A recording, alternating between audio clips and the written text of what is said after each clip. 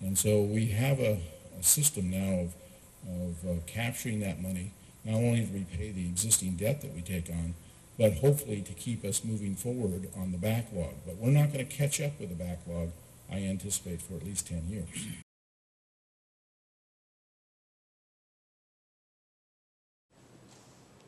So the water rate increases allowed us to borrow money, but the increase was also to build the reserve we need to address the backlog. If we go over budget on the bond-funded projects, it will reduce what we have to spend on the backlog.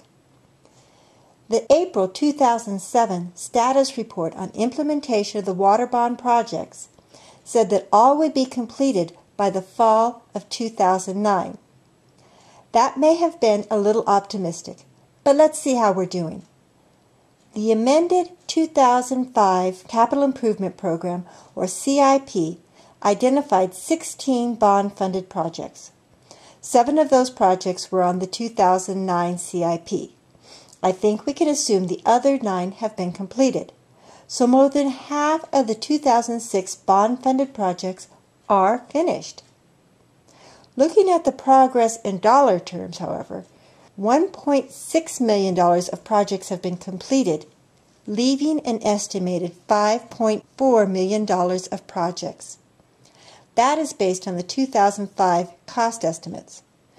The 2009 CIP showed an estimated $7.5 million in remaining bond-funded projects.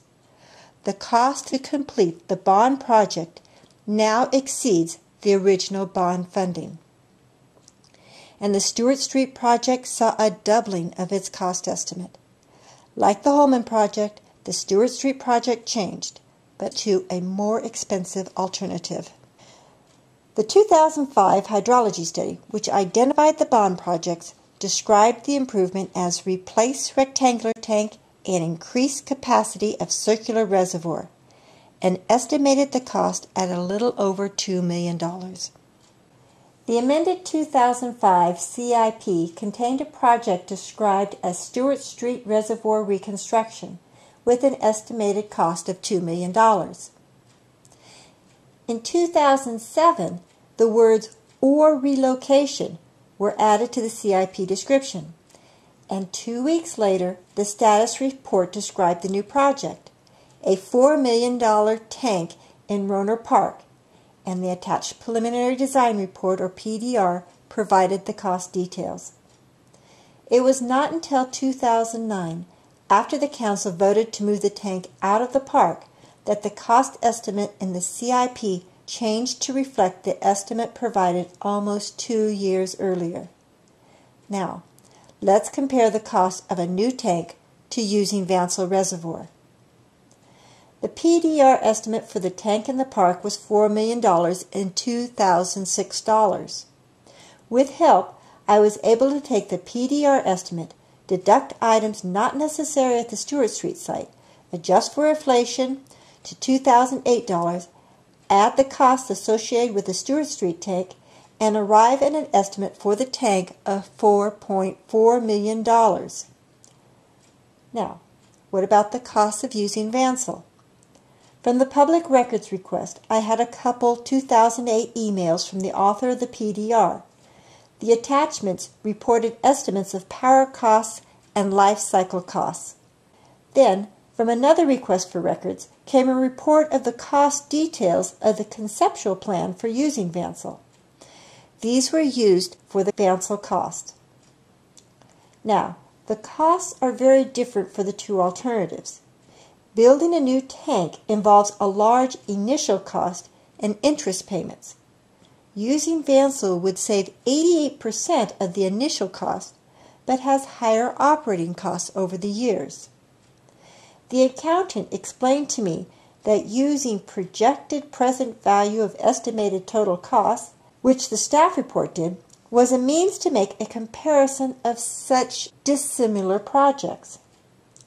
Based on the information provided, the projected present value of estimated total costs is $4.2 million to build a new tank, $2 million to make distribution improvements and use Vansel for 50 years. Had my purpose been to find numbers supporting not building a new tank, I would have stopped there. Instead, I decided to look at costs in another way, asking what will we spend over the life of the project. The estimated cost of the distribution improvements, interest, power, and added operator costs, plus inflation to use Vansel, $8.1 million. We can use Vansel for 50 years and spend less than the cost of the new tank with interest. At least that was the estimate from the information we had in 2009.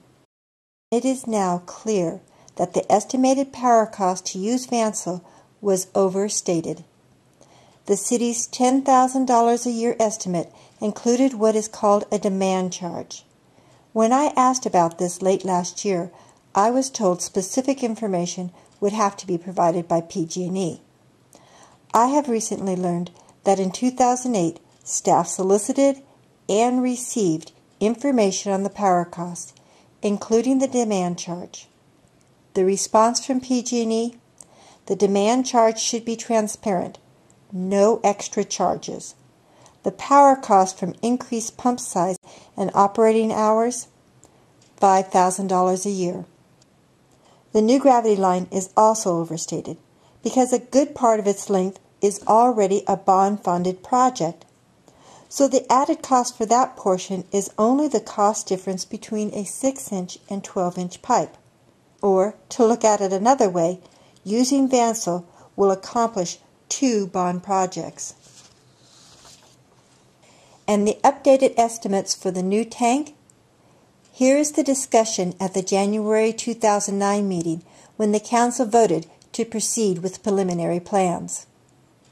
With that preliminary work, we'll be bringing back some items to the council to consider at a later date. We need to develop a full cost estimate for this site. We have some estimates that we based on our evaluation, but we need to create a little bit additional data. What the city manager is asking us to do is to give them authorization to proceed with some preliminary designs and to refine their cost estimate. Yeah, we're on the same page. I appreciate the clarification. There were no cost estimates available when the council voted this January to proceed with final plans. I recently asked staff for records containing cost estimates, and I have been told there are none. But even if we assume we could build the new tank for the $4 million estimated in 2006, we are $2 million over budget. Resolution 2006-25 made a commitment to us to do the projects adopted in the 2005 hydrology study and amended CIP. In both, the estimated cost for the tank reconstruction project was $2 million, not $4 million. And I tell you, I don't want to put another burden on our water ratepayers because they're paying enough right now. And if we go over the budget, where do we get the extra money to pay for it? I'm afraid you already know the answer, and we would have to go to our ratepayers to make up the difference.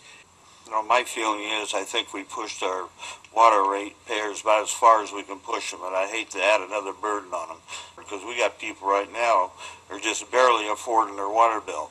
And you start adding that kind of money on top of it, there's families that can't afford it. And my point is I want to take care of the ratepayers in Fortuna. Or we spend $500,000, build a new pump station, put a gravity line down Christian Ridge, and use Vansel to serve the city now and into the future, as was intended.